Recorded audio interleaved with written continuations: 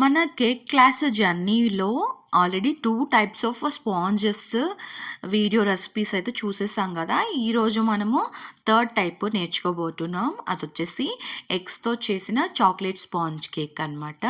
So, first మనం dry ingredients అనేది mix చేసుకుందాం.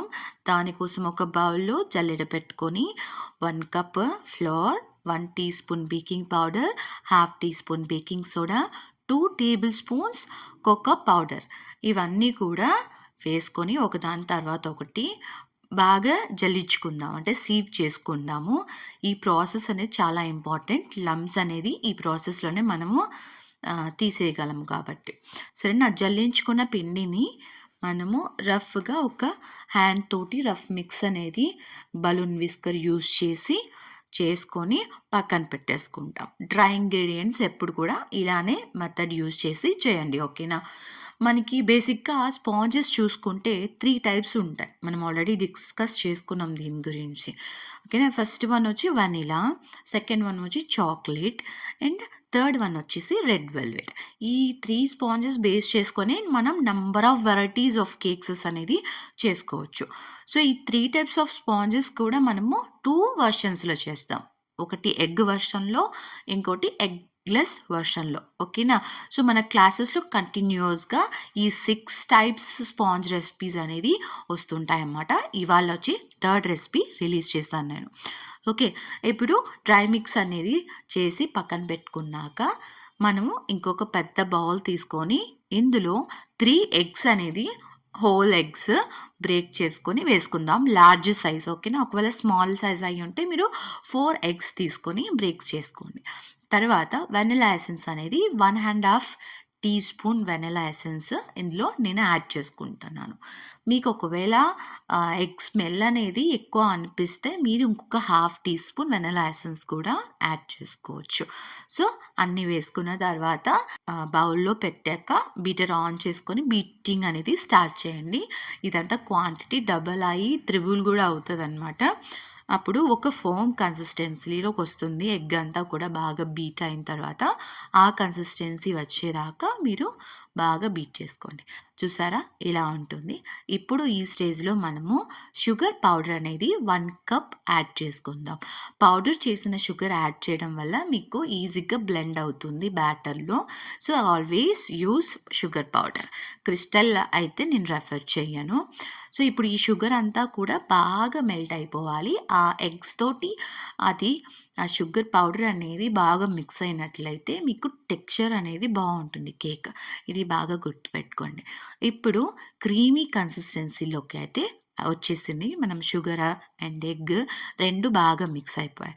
ఈ స్టేజ్‌లో మనము రీఫైన్డ్ ఆయిల్ అనేది 1/4 కప్ ఇందులో యాడ్ చేసుకుంటాం. ఓకేనా? 1/4 కప్ ఈ రీఫైన్డ్ ఆయిల్ కూడా బాగా బ్యాటర్‌లో మిక్స్ అయిపోయేలాగా ఒక 1-2 మినిట్స్ అయితే క్విక్ మిక్స్ అయితే చేసేసుకుందాం బీటర్ తోటి. ఓకేనా? ఒక 2 మినిట్స్ అలా చేసుకున్నాక ఇది కూడా మిక్స్ అయిపోయిన తర్వాత ఇంకా మనకి ఈ బీటింగ్ ప్రాసెస్ అయితే కంప్లీట్ అయిపోయింది. బౌల్ అంతా ఒకసారి స్క్రాప్ చేసుకొని ఫస్ట్ మనం డ్రై మిక్స్ అయితే చేసి పెట్టుకున్నాం కదా! డ్రై ఇంగ్రీడియెంట్స్ అన్నీ కలిపి పెట్టుకున్నాం కదా! దాన్ని మనం 3 బ్యాచెస్‌లో మెల్లిమెల్లిగా యాడ్ చేసుకుంటాము. దీంతో పాటు 1/4 కప్ ఆఫ్ మిల్క్. ఈ మిల్క్ ఏంటంటే డౌట్ వస్తుంది. కాంచిన పాలా? చల్లారిన పాలా? చిల్డ్ మిల్కా? ఇలాగా అనుకుంటుంటారు చాలామంది. ఏం లేదండి. కాంచి చల్లారిన తర్వాత మనం మిల్క్ యూజ్ చేసుకోవడం మంచిది. పచ్చి పాలైతే యూజ్ చేయొద్దు. సో, కాంచిన పాలు చల్లారాక గానీ లేదా ఫ్రిడ్జ్ నుంచి కొంచెం ముందే తీసి పెట్టుకొనైనా కూడా మీరు చేసుకోవచ్చు. ఓకేనా? ఈ విధంగా 3 బ్యాచెస్‌లో డ్రై మిక్స్ అండ్ కొద్ది కొద్దిగా పాలు పోసుకుంటూ మీరు ఇలాగా రఫ్ మెథడ్‌లో మిక్స్ అనేది చేసుకోవాలి. ఆ కట్ అండ్ ఫోల్డ్ మెథడ్ అయినా యూజ్ చేయొచ్చు. లేదా ఏదైనా ఒక డైరెక్షన్‌లో అయినా మీరు మిక్స్ చేసుకొని బ్యాటర్ అయితే ఓవరాల్‌గా ఇలా కంప్లీట్ చేసేసుకోవచ్చనమాట. లిక్విడ్‌గా ఉన్నప్పుడు మీరు ఎంతసేపు బీట్ చేసినా ఈ షుగర్ పౌడర్ అండ్ ఆయిల్ అవన్నీ ఏసి బీట్ చేసినా ఏం ప్రాబ్లమ్ ఉండదు గానీ, వన్స్ ఈ లిక్విడ్ బ్యాటర్‌ని ఆ డ్రై ఇంగ్రీడియెంట్స్‌తో మిక్స్ చేసేటప్పుడు ఆ ప్రాసెస్‌ని మాత్రము క్విక్‌గా చేసేయాలి. ఎక్కువ టైం తీసుకుంటున్నట్లయితే ఆ ఫార్మ్ అయిన ఎయిర్ బబుల్స్ ఏవైతే ఉన్నాయో, మనం ఎగ్ బీట్ చేసినప్పుడు డబుల్, త్రిబుల్ క్వాంటిటీ అయింది కదా! ఆ ఎయిర్ బబుల్స్ ఏవైతే ఉన్నాయో మీరెక్కువ మిక్స్ చేసే కొద్దీ ఏమవుతుందంటే, ఎయిర్ బబుల్స్ అన్నీ తగ్గిపోతుంది. మీ స్పాంజ్ ఆ కేక్ అనేది స్పాంజీగా రాకుండా కొంచెం హైట్ తక్కువైపోతుంది.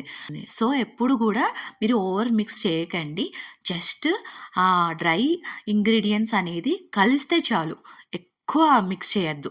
కలిపేంత వరకు అంటే గడ్డలు గడ్డలుగా ఉండలు లేకుండా చూసుకుంటే సరిపోతుంది. ఓకేనా? ఇప్పుడు ఈ 1 కేజీ రెసిపీ ఈ వీడియోలో చూపించిందంతా గూడా ఈ 1 కేజీ రెసిపీకి మీకు తెలుసు కదా! ఏం టిన్ యూజ్ చేయాలో 8 ఇంచ్ టిన్ అయితే యూజ్ చేయాలనమాట. ఈ టిన్‌లో బ్యాటర్ పోసుకొని ఓవెన్‌లో గానీ, మీరు గ్యాస్ మీద గానీ బేక్ చేసుకోండి. ఆల్రెడీ మనం దీని గురించి వీడియోస్ అయితే తీసున్నాము. దేంతో ఎలా బేక్ చేసుకోవాలనేది చూడని వాళ్ళుంటే ఇక్కడ మెన్షన్ చేస్తున్నాను. చూసి తెలుసుకోండి. సో, స్పాంజ్ అయితే ఈ విధంగా చక్కగా బేక్ అయిపోయిందనమాట. ఇప్పుడు దీన్ని స్క్రాప్ చేసి ఎలా వచ్చిందో మనము చూద్దాము. మన వీడియోస్‌ని అయితే చాలామంది చూస్తున్నారు కానీ లైక్స్ అయితే ఇవ్వట్లేదండి. మీరిచ్చే లైక్స్ వల్లని మన ఛానల్‌లో వీడియోస్ అనేది ఒక్కటి కూడా ఇంతవరకు వైరల్ అయితే అవ్వలేదు. మీరు లైక్ చేస్తే మీలాంటి ఇంట్రెస్ట్ ఉన్న వాళ్ళందరికీ గూడా నా వీడియో రీచ్ అవుతుంది. సో థాట్ నాకు హెల్ప్‌ఫుల్ చేసిన వాళ్ళవుతారు. సో ప్లీజ్ లైక్ చేయండి. నేను ఛానల్‌లో ఇప్పుడే ఫస్ట్ టైమ్ చూస్తున్నట్లయితే సబ్స్క్రైబ్ చేసుకోవడం మర్చిపోకండి. తెలుసు కదా! మీరందరూ కూడా నా స్టూడెంట్స్ లాగానే నేను భావిస్తున్నాను. మీరు కూడా నన్ను మెంటర్‌గా స్వీకరించి నా వీడియోని ప్రతి ఒక్కరూ లైక్ చేసి సపోర్ట్ చేస్తారని ఆశిస్తూ ఫ్రీగా క్లాసెస్ అనేది ఇస్తున్నాను. ఈ స్పాంజ్ కేక్స్ స్టోరేజ్ విషయానికి వస్తే నార్మల్‌గా ఎగ్‌తో చేసిన స్పాంజెస్ వచ్చేసి 1 వీక్ వరకు ఉంటాయి. ఫ్రిడ్జ్‌లో స్టోర్ చేసుకోవాలి. అది కూడా 2 టైమ్స్ క్లింగ్ ర్యాప్‌తో కవర్ చేసి ఉండాలనమాట. ఎయిర్ గ్యాప్‌లు ఏం లేకుండా. అదే ఎగ్‌తో చేసిన వాటిలకైతే 3-4 డేసే మాక్సిమం లైఫ్ ఉంటుంది. సో, ఈ విధంగా మీరు స్పాంజెస్‌ని స్టోర్ చేసుకొని ఎప్పటికప్పుడు మీరు కేక్స్ అనేది ఈజీగా ప్రిపేర్ చేసుకోవచ్చు. ఈ చాక్లేట్ స్పాంజ్ అయితే చాలా బాగా వచ్చింది. ప్రతి దానికి చాక్లేట్ కేక్‌కి నేను ఈ రెసిపీ యూజ్ చేస్తాను. ఈ వీడియో నచ్చితే గనక లైక్ చేయండి. ఏమైనా డౌట్స్ ఉంటే కామెంట్స్ చేయండి. రిప్లై ఇస్తాను. నెక్స్ట్ ఎపిసోడ్‌లో కలుద్దాం. అంతవరకు టాటా